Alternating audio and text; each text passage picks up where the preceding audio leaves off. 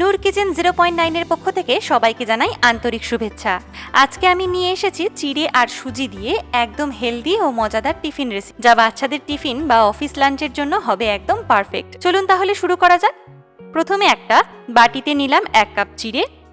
চিড়েটা ভালো করে ধুয়ে নেব।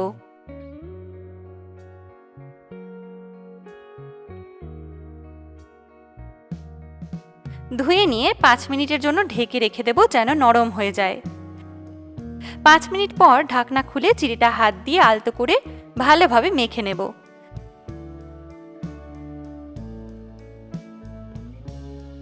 চিড়েটা এখন সাইডে রেখে দিচ্ছি। এবার আর একটা বাটিতে নিলাম 1/2 কাপ সুজি। এর সঙ্গে দিলাম 2 টেবিল চামচ টক দই। হাত দিয়ে ভালোভাবে মিশিয়ে নিলাম।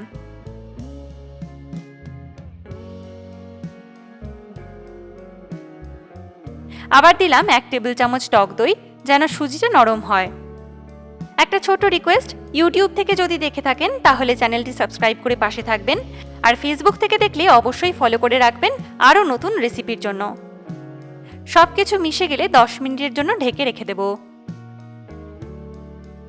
এবার তৈরি করে নেব দারুণ একটা চাটনি। মিক্সি জারে দিয়ে দিলাম 1 মুঠো ধনেপাতা, 4-5 কোয়া রসুন, 2 টুকরো আদা, 3টে কাঁচা লঙ্কা, 1/2 চা চামচ চাট মশলা, সামান্য লবণ আর 1 পিস পাউরুটি ছোট ছোট টুকরো করে।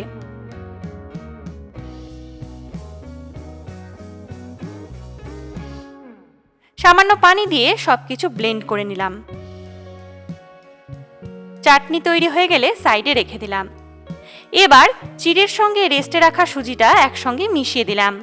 দিলাম 1/2 চা চামচ চিলি ফ্লেক্স, সামান্য ধনেপাতা কুচি আর স্বাদ মতো লবণ।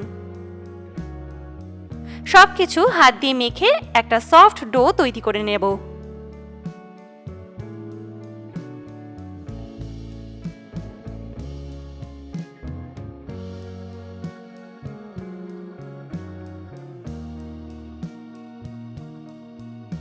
ডো থেকে সামান্য করে নিয়ে হাতে গোল গোল বল বানালাম। তারপর একটু চ্যাপ্টা করে শেপ দিয়ে সবগুলো তৈরি করে নেব।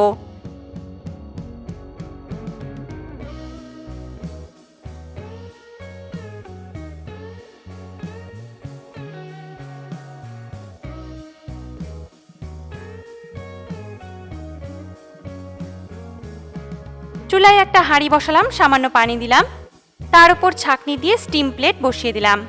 পানি ফুটে উঠলে নাস্তাগুলো রেখে ঢাকনা দিয়ে মিডিয়াম টু লো ফ্লেমে 10 মিনিট ভাপিয়ে নেব।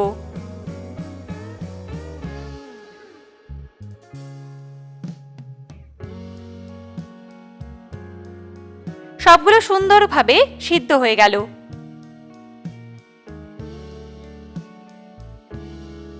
এবার একটা প্যান বসিয়ে সামান্য তেল গরম করলাম।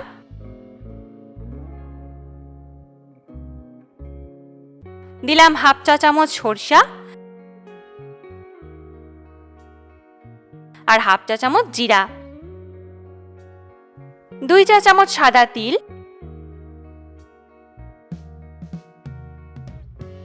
সবগুলো হালকা ভেজে নেব। এবার ভাপে রান্না করা নাস্তাগুলো দিয়ে দিলাম।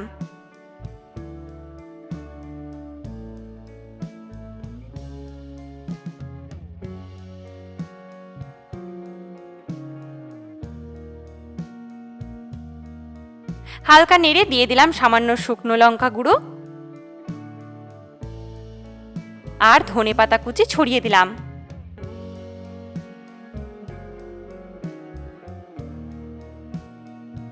দু মিনিট নেড়েচেড়ে সুন্দর হয়ে এলে নামিয়ে নেব। চাটনির সঙ্গে খেতে ভীষণ মজাদার ও হেলদি এই টিফিন।